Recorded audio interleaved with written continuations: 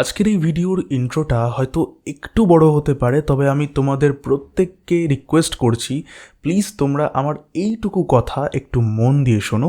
আশা করছি তোমাদের অনেক ভালো লাগবে। আজকের এই ভিডিওতে আমি এইভাবে তোমাদের সামনে এসেছি তোমাদেরকে একটা বড় অ্যানাউন্সমেন্ট দেওয়ার জন্য, যেটা আমি শুরু করতে চলেছি। সেটা হলো, আমি একটা নতুন ইউটিউব চ্যানেল ওপেন করেছি। সেই ইউটিউব চ্যানেলের নাম হচ্ছে স্টোরি টেলার রাজর্ষি। সেই চ্যানেলে আমি তোমাদেরকে ভূতের ঘটনা শোনাবো, কিন্তু একটু অন্য রকমভাবে। মানে এতদিন ধরে আমরা অজানা সত্ত্বে শুধুমাত্র ভূতের ঘটনাটাকে শুনতে পারতাম, কিন্তু সেই স্টোরি টেলার রাজর্ষি চ্যানেলে তোমরা ভূতের ঘটনাটাকে শোনার পাশাপাশি নিজের চোখের সামনে দেখতে পারবে। আর ঠিক এই রকমভাবেই আমি ক্যামেরার সামনে বসে তোমাদেরকে ভূতের ঘটনা শোনাবো। জিনিসটা শুনতে খুবই ইন্টারেস্টিং লাগছে, তাই না? আমিও খুবই এক্সাইটেড এই জিনিসটাকে নিয়ে, এবং আমি কাজ শুরুও করে দিয়েছি।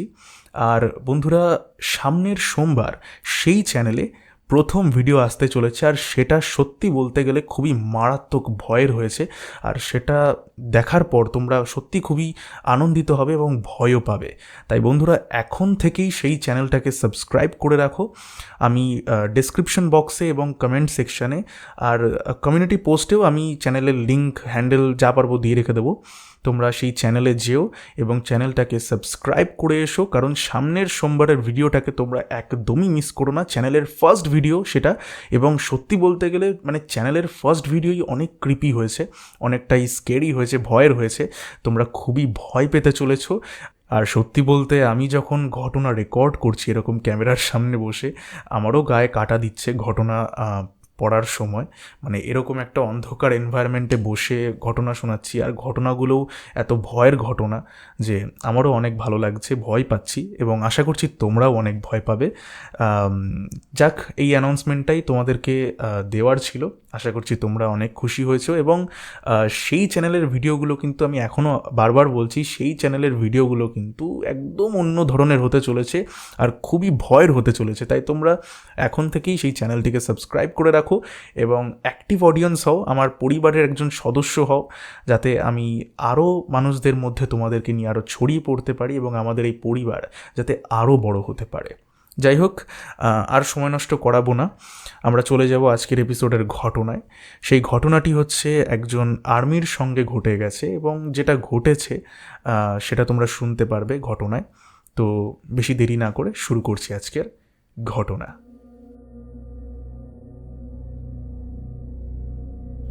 ঘটনা লিখে পাঠিয়েছে রাহুল পাল।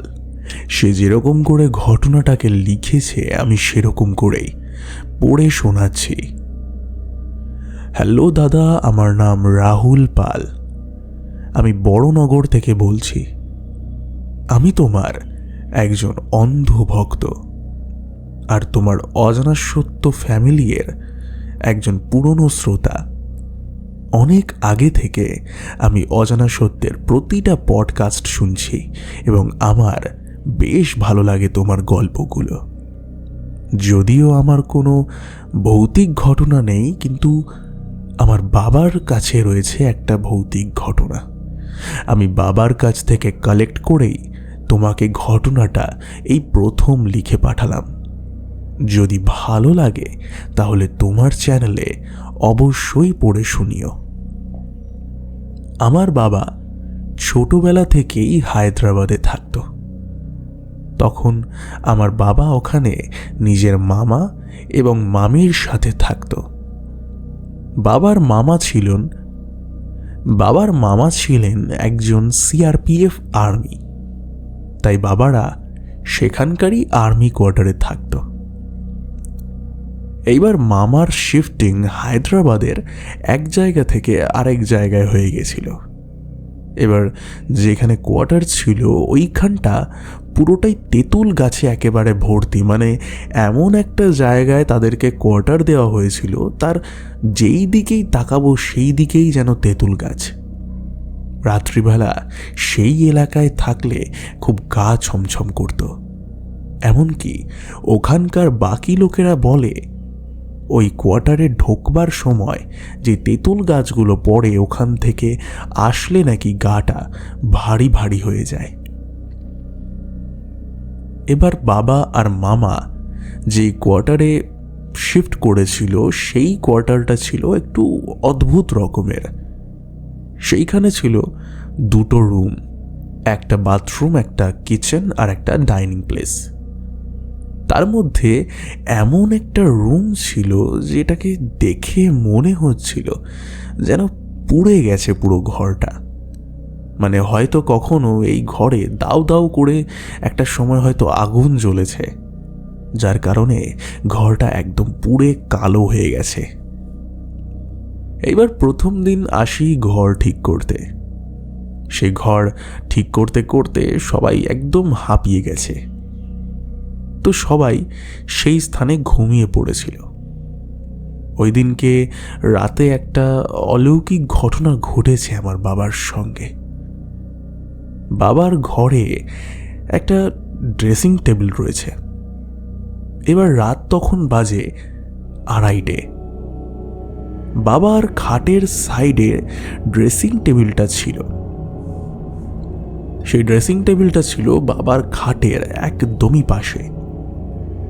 এবার বাবা যখন এক সাইড থেকে আরেক সাইডে ফিরে ওই ড্রেসিং টেবিলের দিকে মুখ করে ঘুমোতে গেছে, বাবা হঠাৎ করেই দেখতে পায় একটা মহিলা শাড়ি পরে চুল আঁচড়াচ্ছে সেই জায়গায় দাঁড়িয়ে।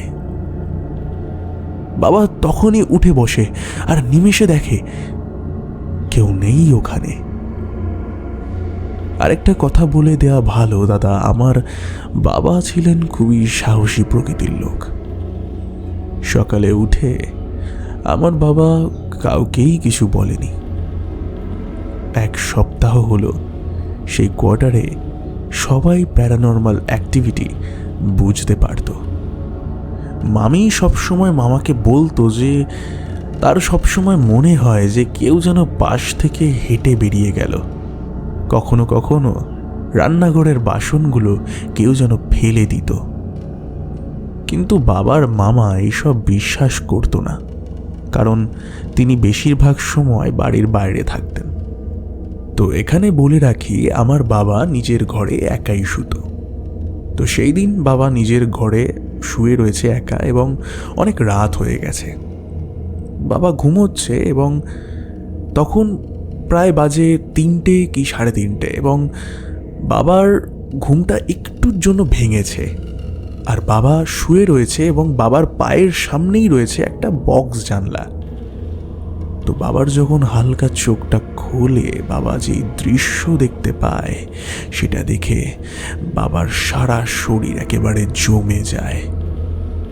বাবা দেখে ওই বক্স জানলায় সেই মহিলাটা বসে রয়েছে এবং বাবার দিকে কেমনভাবে যেন তাকিয়ে রয়েছে। সেই মহিলাকে দেখার পর বাবা আবার ধর্মর করে ওঠে এবং লাইটটা জ্বালিয়ে দিয়ে দেখে সামনে কেউ নেই। এমন সময় বাবার কানের গোড়ায় কে যেন ফিস ফিস করে বলে, এখান থেকে চলে যাও, চলে যাও এখান থেকে। এমন সময় বাবা ভয়তে হনুমান চালিসা পড়তে শুরু করে দেয় এবং খানিকক্ষণের জন্য তার মনে হয় যে সমস্ত কিছু হয়তো ঠিক হয়ে গেছে, কারণ পরিবেশটা তখন হালকা লাগছিল।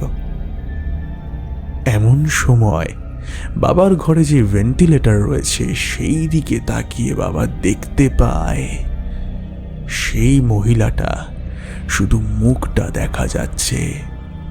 মহিলাটা একটা বড় টিপ পরে রয়েছে, চোখ মুখ একেবারে কালো আর মুখটা খুবই ভয়ঙ্কর। চোখে যেন একটা লাল আভা জ্বলছে আর বাবার দিকে একভাবে তাকিয়ে আছে। সেই দৃশ্য দেখার পর বাবা সেখানেই সেন্সলেস হয়ে যায়। এরপর সেই রাতে বাবার মামার সঙ্গেও একটা ঘটনা ঘটেছিল।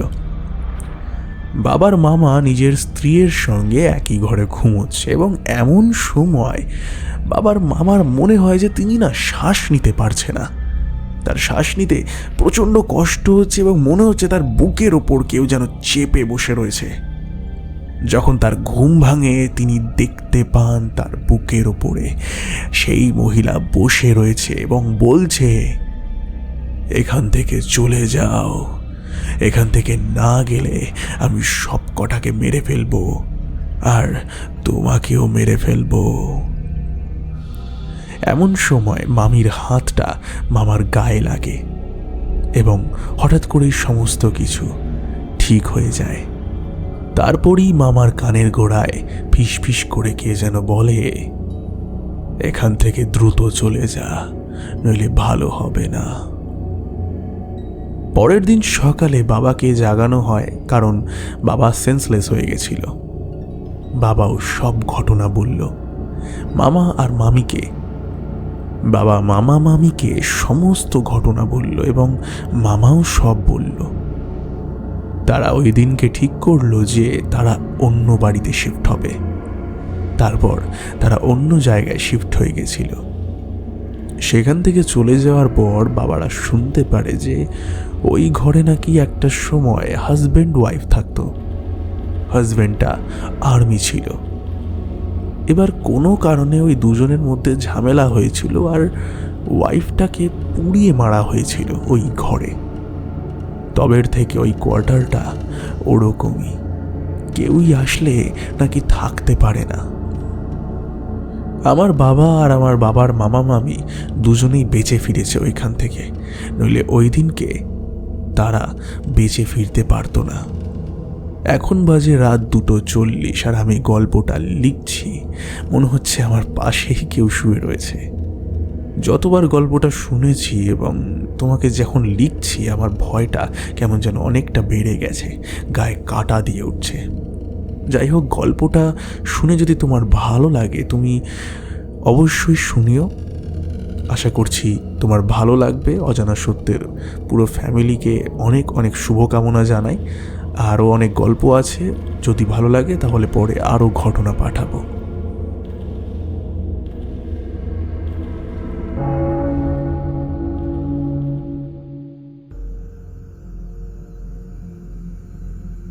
অসংখ্য পরিমাণে ধন্যবাদ জানাই রাহুল পালকে এত অসাধারণ একটা ঘটনা আমাদের সঙ্গে শেয়ার করবার জন্য। আর আমি রাহুল পালকে আর একটা রিকোয়েস্ট করতে চাই যে এরকম ধরনেরই ঘটনা তুমি আমাদেরকে পাঠাতে থাকো। তোমার ঘটনা এই চ্যানেলে অবশ্যই ভালো করে প্রেজেন্ট করা হবে, আরও মানুষের কাছে ছড়িয়ে দেওয়ার ব্যবস্থা নেওয়া হবে। আর আশা করছি তোমাদেরও ঘটনাটা অনেক ভালো লেগেছে। ভালো লাগলে লাইক করতে ভুলো না, কমেন্ট করতে একদমই ভুলো না, আর সাবস্ক্রাইব করো চ্যানেলটিকে। আশা করছি তোমাদের পরবর্তীকালে তোমরা যে গল্পগুলো শুনবে সেগুলো তোমাদের অনেক ভালো লাগবে। চলে যাচ্ছি আজকের শাউট আউট পর্বে। কমেন্ট করেছেন তানিয়া মল্লিক, কমেন্ট করেছেন স্বপ্না বজাল, অভিক বর্মন, কমেন্ট করেছেন এমডি মঞ্জু, আকাশ রয়। দাদা কমেন্টটা পড়ে শোনালে ভালো হয়। হ্যাঁ, কমেন্টগুলো পরবর্তীকাল থেকে পড়ে শোনাবো, চিন্তার কোনো কারণ নেই। ঠিক আছে, আমি পরের বার থেকে কমেন্টগুলোকে পড়ে শোনানোর চেষ্টা করব। কমেন্ট করেছেন জয় বাবা লোকনাথ, আমাদের সঙ্গে রয়েছেন আসিফ ইকবাল, রাহা রয় কমেন্ট করেছেন, সুদেশনা সিনহা রয় আমাদের সঙ্গে রয়েছেন, ইফতার। সকলকে অসংখ্য পরিমাণে ধন্যবাদ জানাচ্ছি কমেন্ট করবার জন্য। এইভাবেই তোমরা ভালোবাসা দাও কমেন্ট করে, আরও এই পরিবারটাকে বড় করে তোলো। দেখা হবে আবার পরের এপিসোডে। ততক্ষণের জন্য stay happy and stay safe এবং যুক্ত থাকুন আমাদের অজানা সত্যের সঙ্গে, কারণ অজানা সত্য মানেই রহস্যের এক অন্য দুনিয়া।